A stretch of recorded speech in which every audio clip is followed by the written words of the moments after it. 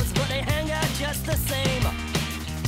Starting on a different side, that are on the brink of war. It's snowing, we're in Camden, we're playing at the Barfly. It's a sold out gig for HMV Next Big Thing. To kind of make some sort of headway into getting the album released at some point this year, we've got a few people coming down to check out the live set and hear us play the new songs for the first time. It's just going to be packed, sweaty, and we get to do a full set. Whereas at festivals, it's sort of like, you never know, it could be 30 minutes, it could be an hour.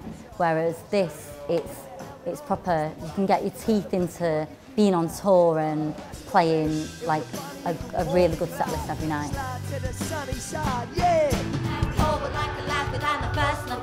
Counting pennies in your sweaties on a Saturday night. Don't you worry about the money, it'll be alright. Oh yeah! Candy bunny, rush never just to make ends meet. When we're standing in the shadows of the cold concrete, we can always pop a collar up and shuffle our feet to the sunny side of the street. In our set at the moment, we've got a lot of new songs.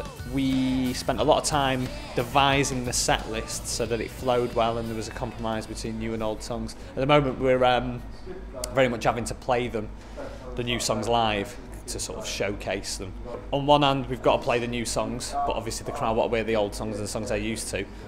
But it's been going down really well. I think we've found a balance, and the audiences have really liked the new songs. We've sort of helped them through it, telling them how to dance to it. You know, Barney will tell people to dance to high cost of living. And much like the rest of our new material, Nottingham, it doesn't take many listens to hang your hat on the hanger of this groove. When this drops in, I want to see you bouncing. Go! Bounce! Come on, Nottingham! Bounce! From the left to the right to the front to the back, let's get on this on track. We see this, we got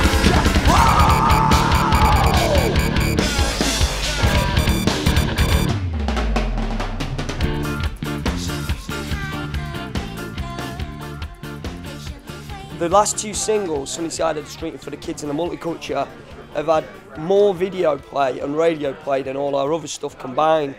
And the whole point of a single is just that, to get the idea of the band out there in a way that presents you, and then people can buy the album and get into it. It's like a shop window to the band.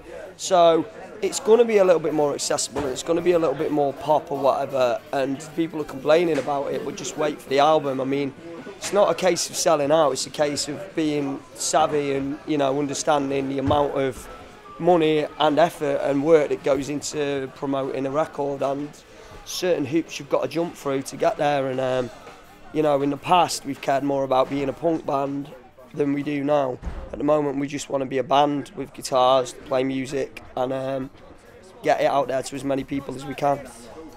Maybe it's the sign of the times when the one-word sounds coming down and the doors all closed. They say the higher than the monkey climb, the more that the arse exposed. Don't know whether I won't go and lend some of that dough. Cash machine show, I'm a cash flow, and a man that I meet on the high street giving me the slip for the bag roll. Money man, got money man. People on the television got money man. But when they say, look what you have. We tried for a little bit with the new album to maybe write some different lyrics, but no, because you've got to play to your strengths, and if we're going to be a potent force in terms of what Sonic Boom 6 is, it's definitely our outlook and our principles come through in the music.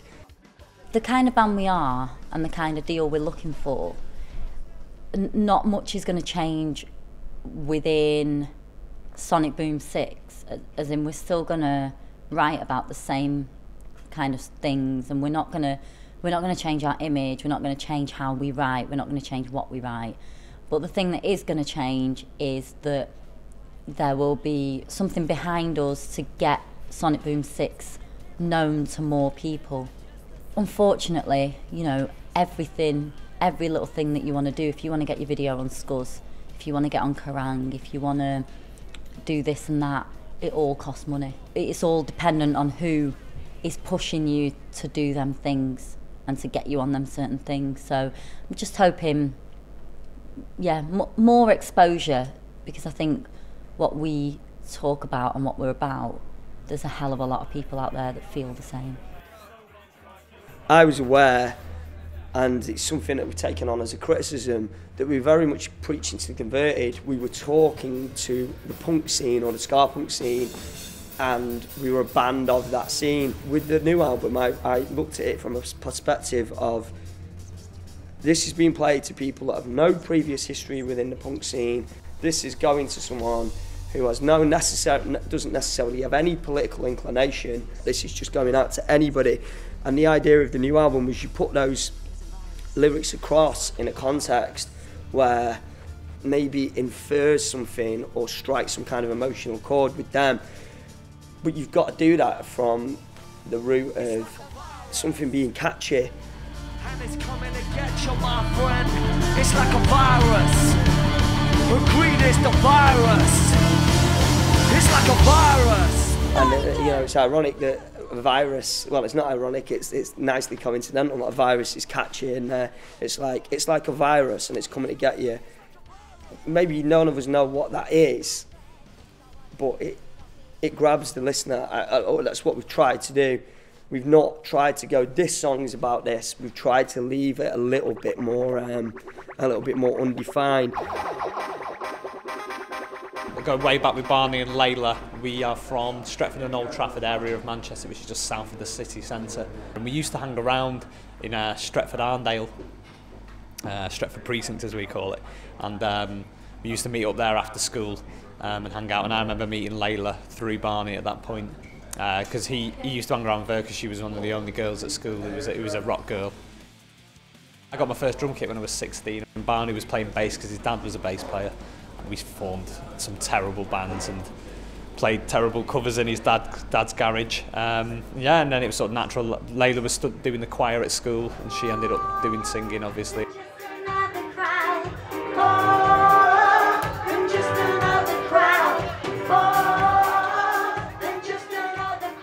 I get really, really nervous before we go, before we play, and I always have done. I mean, back in the day, I used to be like sick before we played. I've kind of got it under control now. It's more a case of, if we're not well enough prepared, I worry about it not going as well as it could. And if I feel like the planning, everybody doesn't know what they're doing, I'll get a bit anxious. But it's not really nervous about my own performance or what the people are going to do. It's more worrying that we're not going to play right. Ladies and gentlemen, this is Nick Horn. Oh my God! And this is his guitar!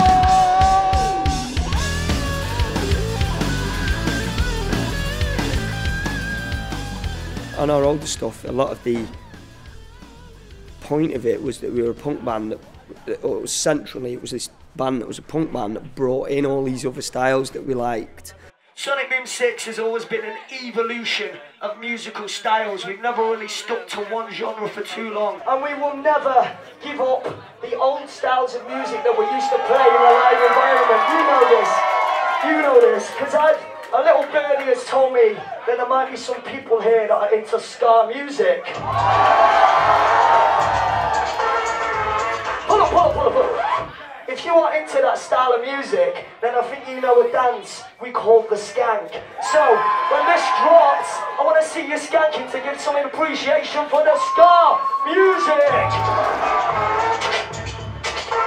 Show me how you do, Gandon, come on. Oh yeah, perfect. All right, well, and we are Sonic Boom 6. We will never give up on the hip-hop music. Pull up! I saw a few hands in the air, bouncing and moving, but I need to see more for the hip-hop music!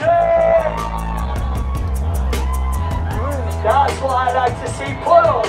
We are ready. This is the most requested song on our Facebook. This is a B-side to the Back to School single. This song is called The Dangers of Rock and Roll.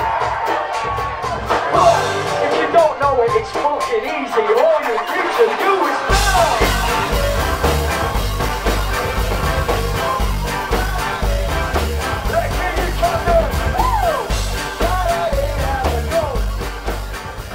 So we could go from a ska song to doing a song with a bit of dubstep in, or in the past doing stuff that had a bit of metal in it, or hip hop was, you know, a big one. I don't want to get too technical with it, but there'll be a bit of synth, there'll be a backbeat, and there'll be a skank on the backbeat. It gives like a sort of drum and bass jungle thing, and we'll kind of do a little rap over it or later we'll sing over it. You hear that for 5 seconds, and it's like, that's Sonic Boom 6, that's our sound. So the new album was about refining that and going, well, let's write an album of our sound that's unique.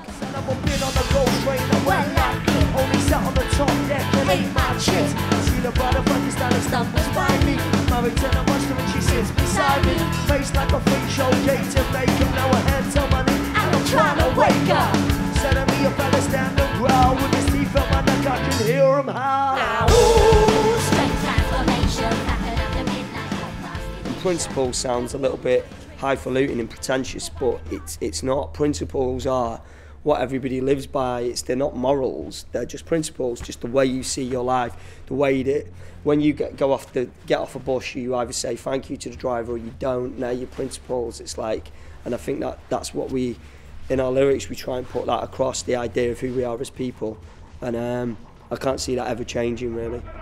We're going to leave you with a Boom classic. The song's called Piggy in the Middle.